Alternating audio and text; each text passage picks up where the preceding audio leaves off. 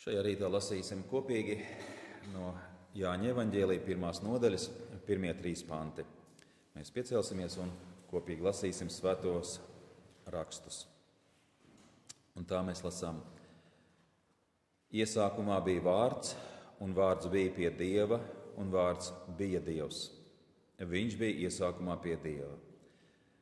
Viss ir radīts caur viņu, un nekas, kas ir radīts, nav radīts bez viņa. Āmen. Kungs Kristu, mēs pateicamies par Tavu mūžīgo vārdu, ko Tu esi sacījis, un lūdzam svētī mūsu sirds, ka Tavu evaņģēliju uzņemam, to saprotam un ar to dzīvojam. Āmen. Sēdiet, lūdzu.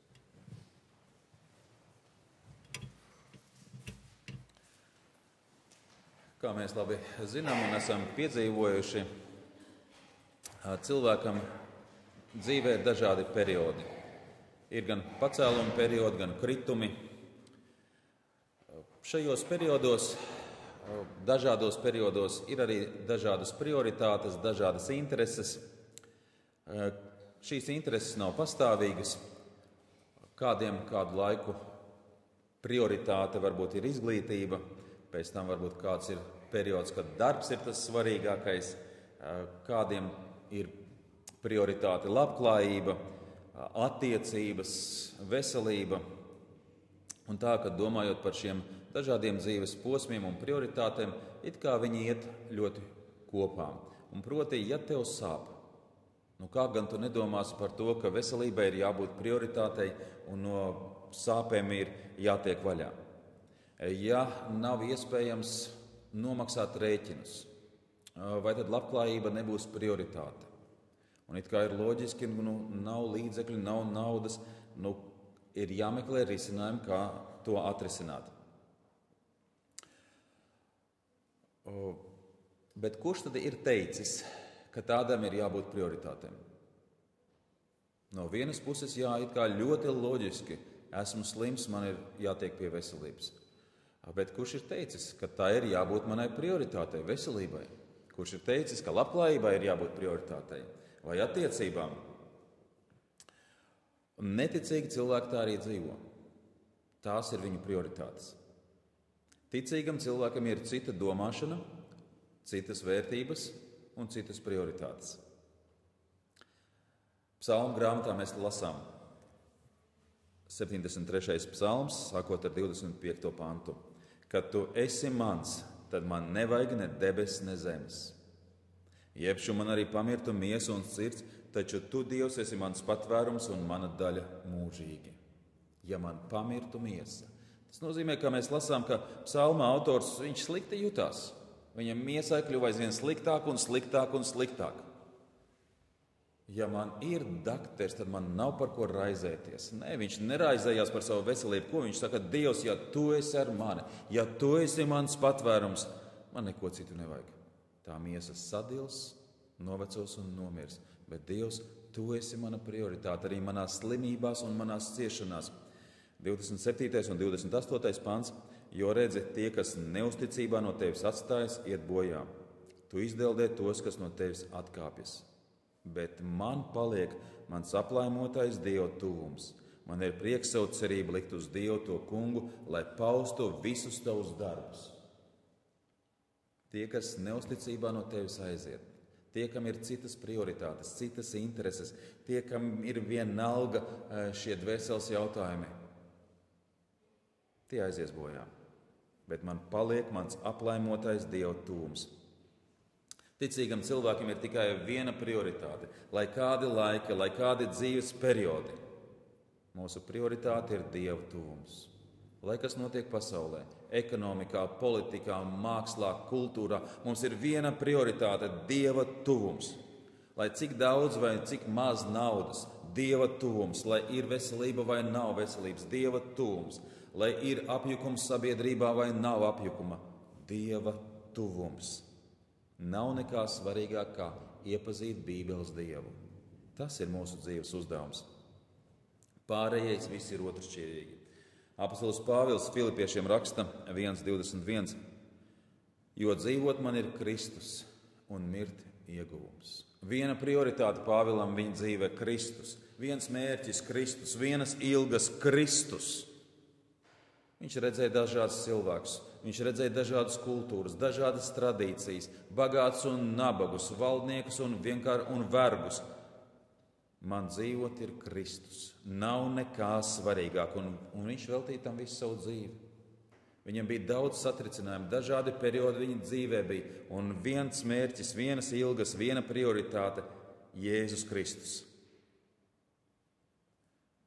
Vai ar tādām domām es eju gulēt? Vai ar tādām domām es ceļos no rīta? Man Jēzus Kristus.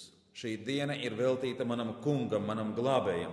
Visas manas pūles un spēks būs veltītas Kristum. Vai ar tādām domām es ceļos un eju? Vai ar tādām domām es pavadu dienu? Un ar tādām domām es esmu atgriezies atpakaļ gultā? Ja tas tā nav, tad to vajadzētu nožēlot un mainīt savu domāšanu. Šodien daudz tādu kristiešu, kur dzīvo naudai, pamostās un viena doma, kā tikt pie naudas, kā sevi apliecināt. Šodien daudz tādu kristiešu, kas dzīvo internetam, kas dzīvo sporta sasniegumiem, kas dzīvo, lai es tiktu pie jaunas mašīnas, ka es tiktu paaugstināts darbā. Ir kristieši, kas visu savu dzīvi un pūles velta bērniem. Ticīgiem ir viens ceļš, viens mērķis, viena prioritāte – dzīvot Jēzum Kristum. Ja tas tā nav, ja es dzīvoju kaut kam citam, tad ir liels jautājums, vai tu esi Jēzus māceklis, vai tu esi izglābts, vai tu esi uz debesīm, vai tu esi tikai vienkārši reliģisks cilvēks. Apostols Jānis raksta evaņģēliju, lai mēs zinātu, kāds ir Bībeles Kristus. Jau apostoļu laikā bija daudz viltus mācību un viltus kristi. 2. Korintiešiem 11.3 rakstīts: Bet es baidos, ka čūska, kas ar savu viltību piekrāpa ievu, tāpat nesamaitā arī jūsu domas un nenovērš no vienkāršības un skaidrības, kas ir Kristū. Čūska pievīla un piekrāpa ievu. Nedomājiet, ka tas ir palicis kaut kur vēsturē, pagātnē pirms plūdiem.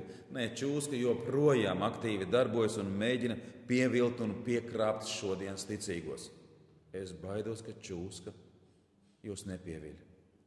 4. pantā lasām: Bet ja kāds nāk un sludina citu Jēzu, ne to, ko mēs esam sludinājuši, jeb ka jūs dabūnat citu garu, ne to, ko jūs esat saņēmuši, jeb citu evaņģēliju, ne to, ko esat pieņēmuši, tad jūs to labprāt ciešat.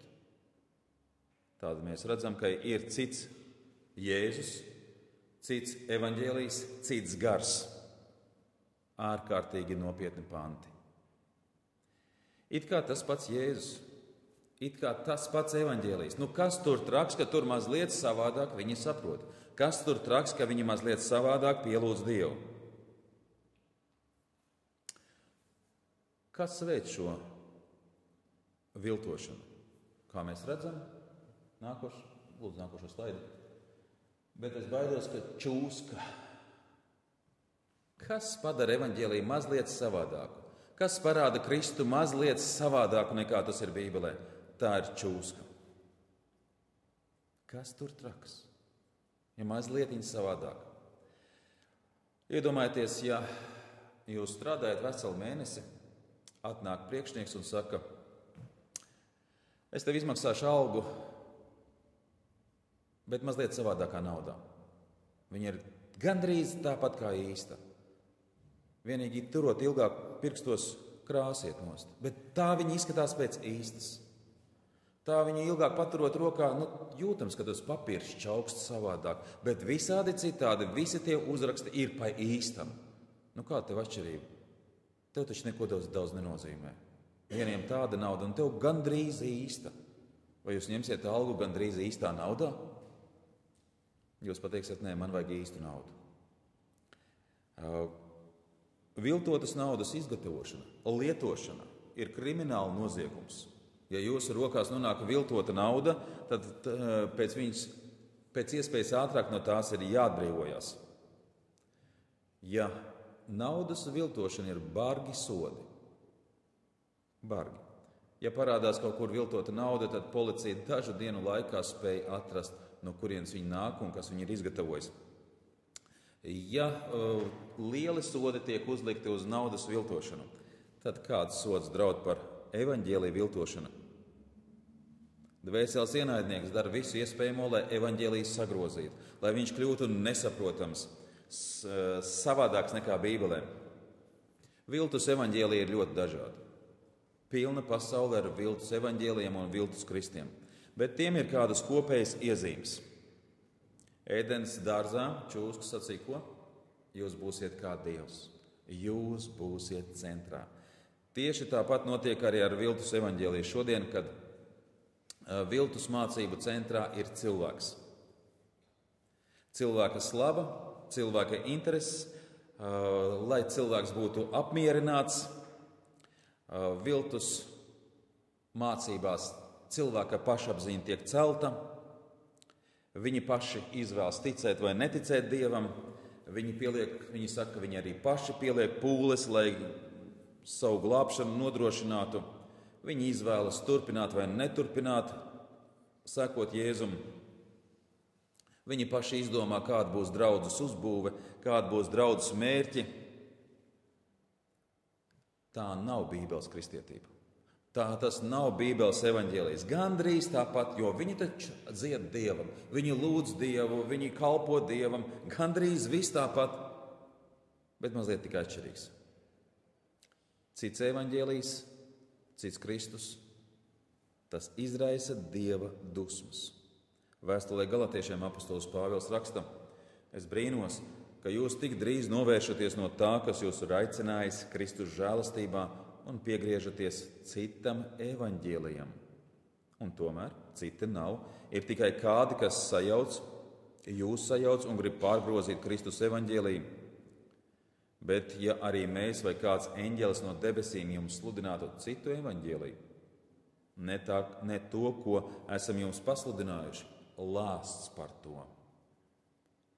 Kā jums agrāk esam sacījuši, tā arī tagad vēlreiz saku: ja kāds jums sludina citu evaņģēliju nekā to, ko jūs esat saņēmuši, lāsts par to. 2 reizes pēc kārtas lāsts par citu evaņģēliju. Ja viņš tiek sagrozīts, ja viņš tiek samainīts. 10. un 11. pants. Vai tad es tagad runāju cilvēkiem pa prātam vai Dievam? Ja vai es cenšos cilvēkiem patikt? Ja es vēl cilvēkiem censtos patikt, tad es nebūtu Kristus kalps. Jo es jums apliecinu, brāļi, tas evaņģēlijs, kuru es jums esmu pasludinājis, nav cilvēku izdomāts. Ticīgi cilvēku uzdevums – iepazīt Bībeles Kristu. Kāds ir Bībeles Kristus? Uzņemt sevī Bībeles vēsti, nevis kādu leģendu, nevis kādu pārstāstījumu. Un kas notiek draudzēs? Draudzēs tiek sludināts, bet tiek stāstīti dažādi stāstiņi. Ko es piedzīvoju, ko tu piedzīvoji, ko vēl kāds piedzīvoja, ko kāds ir piedzīvojis kādā citā zemē. Ko dod šie daudzie stāstiņi? Neko. Tas neceļ ticību, tas neceļ draudzi. Ir vajadzīgs skaidrs evaņģēlijs, skaidra evaņģēlija vēsts. Mums ikdienas jāpieliek ir pūles, lai Bībeles Kristu vairāk iepazītu. Apostols Jānis raksta savu evaņģēliju, lai mēs zinām, kāds ir Bībeles Jēzus, un lai mēs augam ticībā. Par to mēs domājam pagājušajā reizē. Ļoti pamatīgi, kāpēc Jānis ir uzrakstījis evaņģēliju. Un ievads ir pirmie 18 panti. Šodien mēs sākumā lasījām pirmos 3, bet ievads ir pirmie 18 pamats, uz kā viņš būvē tālāk. Uz kā tiks būvēts evaņģēlijs. Tiek pieminētas 6 patiesības par Kristu. Es kopā ar jums vēlētos šim ievadam iziet cauri, lai mēs zinām, kā attīstīsies evaņģēlijs, lai mēs zinām, kā viņš ir būvēts, kas tam ir par pamatu. Un pirmie 3 panti runā par mūžīgo Kristu. Iesākumā bija vārds, un vārds bija pie Dieva, un vārds bija Dievs. Viņš bija iesākumā pie Dieva. Viss ir radīts caur viņu, un nekas, kas ir radies, nav radīts bez viņa. Tas ir mūžīgais Kristus. Otrais, ko viņš saka, iemiesotais Kristus. Viņā bija dzīvība, un šī dzīvība bija cilvēku gaisma. Gaisma spīd tumsā, un tumsa to nepārņēma. Tālāk mēs redzam apliecināto Kristu, no 6. līdz 8. pantam, nāca cilvēks, Dieva sūtīts vārdā Jānis. Viņš nāca liecības dēļ, lai liecinātu par šo gaismu, lai visi caur viņu nāktu pie ticības. Viņš pats nebija gaisma, bet nāca, lai liecinātu par gaismu. 4. patiesība – neatzītais Kristus, no 9. līdz 11. pantam. Pasaulē nāca patiesā gaisma, kas apgaismo katru cilvēku. Viņš gaisma bija pasaulē, un pasaule caur viņu radīta, bet pasaule viņu neatzina. Viņš nāca pie savējiem, bet savējie viņu nepieņēma. 5. patiesība – visvarenais Kristus, bet viņš deva varu kļūt par Dieva bērniem tiem, kuri viņu pieņēma, kas tic viņa vārdam, kas nav no asinīm, nec no miesas iegribas, nec pēc cilvēka iegribas, bet dzimuši no Dieva. Un pēdējais 6. slāvas Kristus, no 14. līdz 18. pantam. Un vārds tapa cilvēks un mājoja mūsu vidū, un mēs skatījām viņa godību.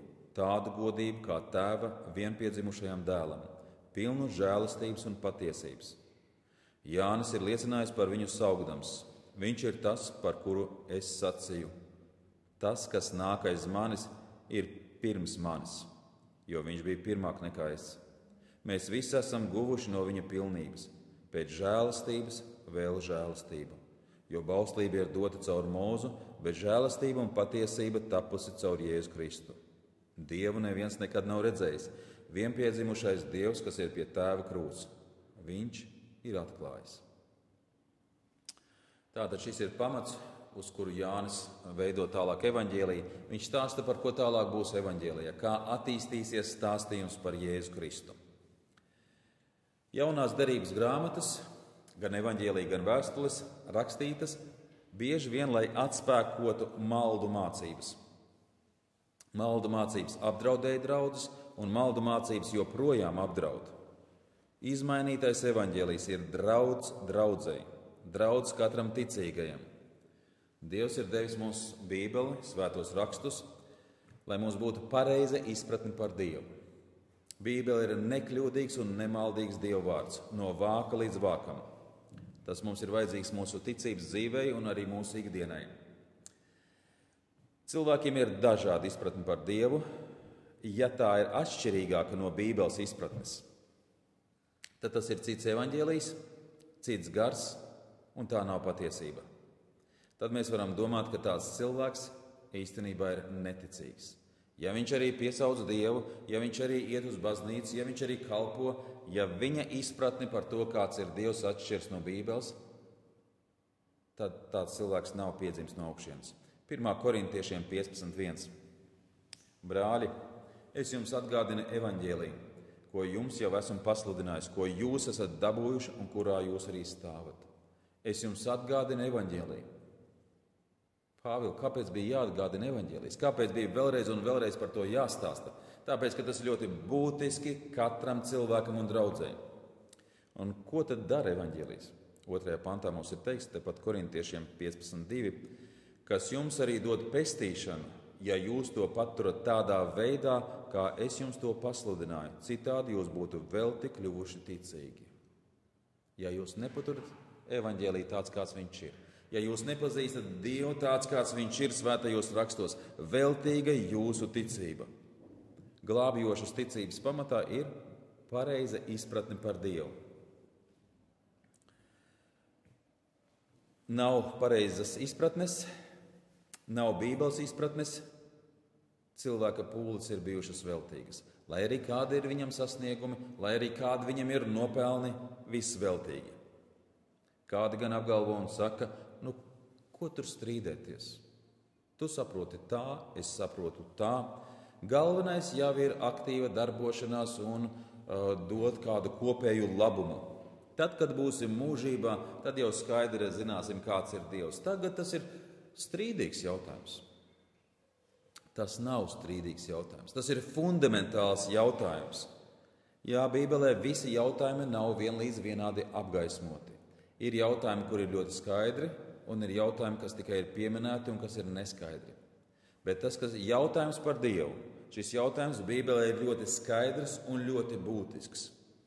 Ja jūs nepaturat evaņģēliju tāds, kāds viņš ir, ja jūs nepazīstat Bībeles Dievu tāds, kāds viņš ir svētajos rakstos, viss ir veltīgi. Šodienas teksts beidzot. 1. pants, 1. Jāņa evaņģēlijā, 1. nodaļa, 1. pants. Iesākumā bija vārds, un vārds bija pie Dieva, un vārds bija Dievs. Apostols Jānis mēģina atkāpties pagātnē, cik vien iespējams tālu. Cik vien tālu cilvēka saprašana spēj saprast. Viņš skaidri mums šajos vārdos pasaka, ka Kristus ir bijis vienmēr. Līdz radīšanas brīdim trīsvienīgā Dieva otrā persona bija. Kā mēs zinām, šo sākumu šeit ir rakstīts logos, ka Kristus sauc par logos. Grieķiski tas nozīmē vārds. Kristum ir daudz vārdu, lai mēs viņu labāk saprastu, viņa personību izprastu dziļāk. Kristus tiek saukts arī par patieso gaismu. Kristus tiek saukts par dzīvības maizi. Jāņa evaņģēlijas 6:35. Jēzus sacīja viņiem: Es esmu dzīvības maize, kas pie manis nāk, tam nesalks, un kas man tic, tam neslāps nemūžam. Es esmu dzīvības maize. Tad mēs zinām, ka Kristus ir durvis avīm.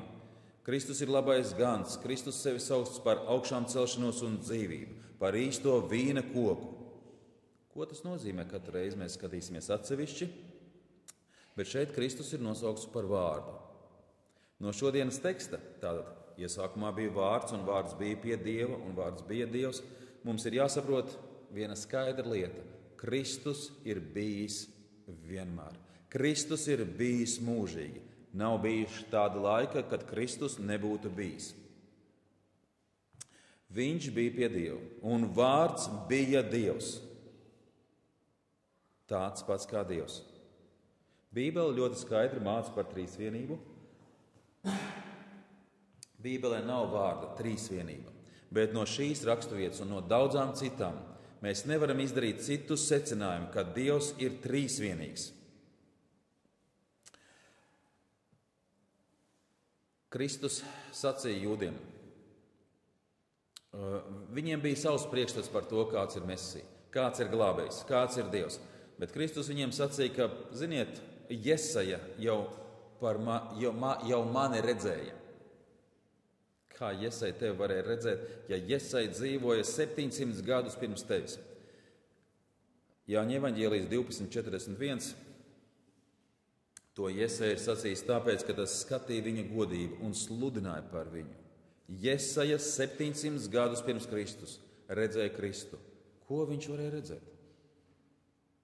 Bērnu, kas piedzimst. Ko viņš redzēja?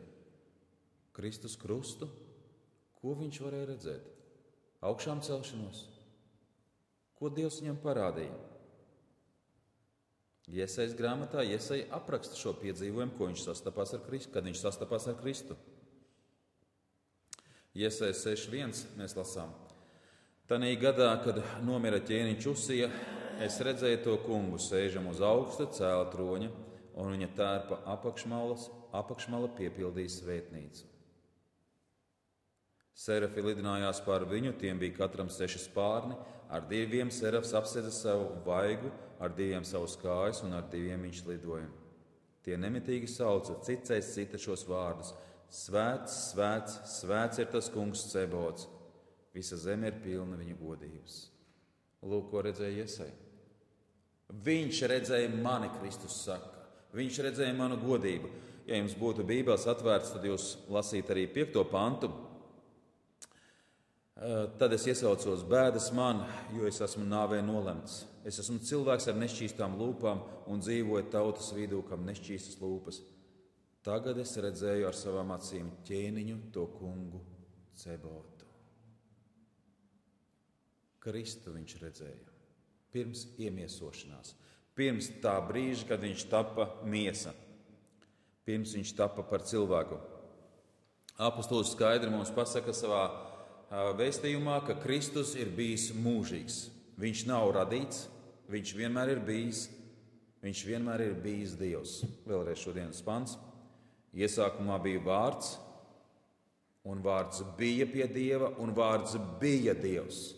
Kristus ir Dievs, viņš bija kopā ar Dievu, viņš ir mūžīgs.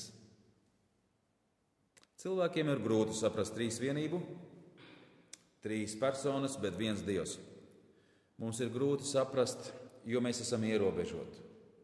Absolūti visā. Laikā, telpā, zināšanās, spējās, sapratnē, vēsturē, visā mēs esam ierobežoti. Kā ierobežotais var saprast bezgalīgo? Nevar. Mēs nevaram ar savu pieredzi, ar savām sajūtām saprast to, kas ir neierobežots, to, kas ir bezgalīgs. Šīs jautājums mums ir jāpieņem ticībā.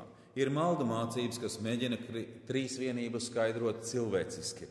Un proti, viņi saka, ka ir dažādi periodi bijuši uz zemes, un Dievs šajos periodos dažādi ir atklājies. Vecajā derībā viņš ir atklājies kā tēvs, jaunajā derībā kā dēls un mūsdienās kā svētais gars. Tie ir pilnīgi meli. Pilnīgi sagrozīta patiesība. 2. pāns mums saka šodienas tekstā: viņš bija iesākumā pie Dieva. Bija kopā ar Dievu. Tā nebija viena persona, kas maina savu apģērbu, kad pienāk kaut kāds cits notikums. Viņš ir tas, kas bija kopā ar Tēvu. Nav bijis laika, kad Kristus nebūtu bijis. Nav bijis laika, kad viņš nebūtu bijis ar Tēvu.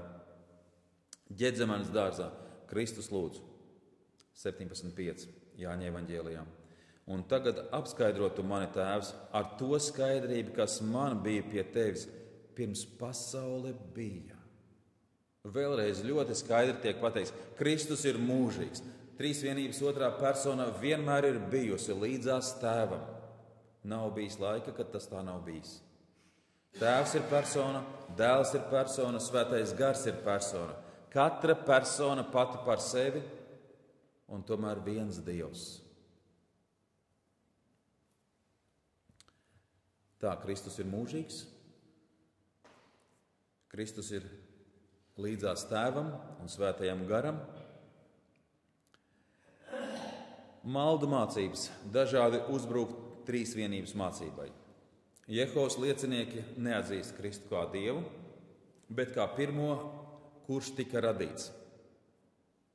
Mēs nezinām un nesaprotam, kā viņi lasa Bībeli, jo 3. pāns šodienas tekstā saka, viss ir radīts caur viņu, un nekas, kas ir radies, nav radīts bez viņa.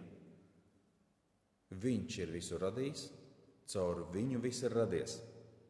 Šie panti mums arī ļoti skaidri pasaka, ka pats no sevis nekas nerodas.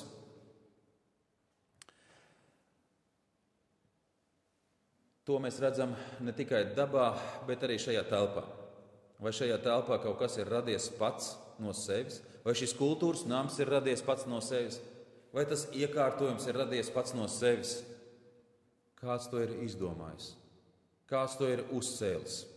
Un ja šīs primitīvās lietas, kas ir šajā telpā, nav pašas no sevis radušās, kā tad ir kaut kāds vēl sarežģītākas lietas? Šodien zinātne cenšas pierādīt, ka var lietas notikt pašas par sevi. Šodien zinātne cenšas radīt no nedzīvām lietām dzīves, bet viņiem nekas nesanāk. Šodien nav evolūcijas. Evolūcija nekad nav bijusi. Evolūcija, tas ir no vienkāršotiem organismiem rodas sarežģītāki. Nav evolūcijas. Tas ir viens izdomājums. Viena suga nepārtop otrā, citā. Vista nepārtop par kaķi. To ir tikai izdomājis Darvins un viņa sakotāji, viņa reliģijas piekritēji. Tikai pasakās vārdas pārtop par princesēm. Dzīvē tā nenotiek. Ja ir vārdi, tad uz mūžu vārde. Pelnrušķītes var pārtot par princesēm, bet tā nav evolūcija. Tur vienkārši vajag nomazgāties un uzvilkt kādu kleitu, sasmaržoties un viss kārtībā. Bet tā nav evolūcija. Mēs neesam izgudrojuši šo pasauli un mēs nenosakām tās mērķus. Pasauli ir izdomājis Dievs saviem mērķiem un saviem uzdevumiem. Vēstulē Kolosiešiem 1.16 mēs lasām: Viņā radītas visas lietas debesīs un virs zemes, redzamas un neredzamās, gan troņi, gan kundzības, gan valdības, gan varas. Viss ir radīts caur viņu un uz viņu. Absolūti viss. Redzamais un neredzamais šajā pasaulē, to Dievs ir radījis. Kam? Sev. Ne mums, bet sev viņš ir radījis šo pasauli. Savai slavai, ar saviem noteikumiem un ar savu kārtību, kas ir šai pasaulē. Pasaule un tās pilnums neradās pati no sevis, to Dievs ir radījis. Un ir tikai viens Dievs, un ir tikai viens radītājs. Radīšanas brīdī trīsvienīgais Dievs, visas trīs personas pasauli radīja kopā. Šķirot vēl tālāk Bībelē, 1. Mūzes, 1. nodaļa, 1. pants, lasām: Iesākumā Dievs radīja debesis un zemi, bet zeme bija neiztaisīta un tukša, un tumsa bija pār dziļumiem, un Dieva gars lidinājās pār ūdeņiem. Dievs sākumā radīja šo pasauli.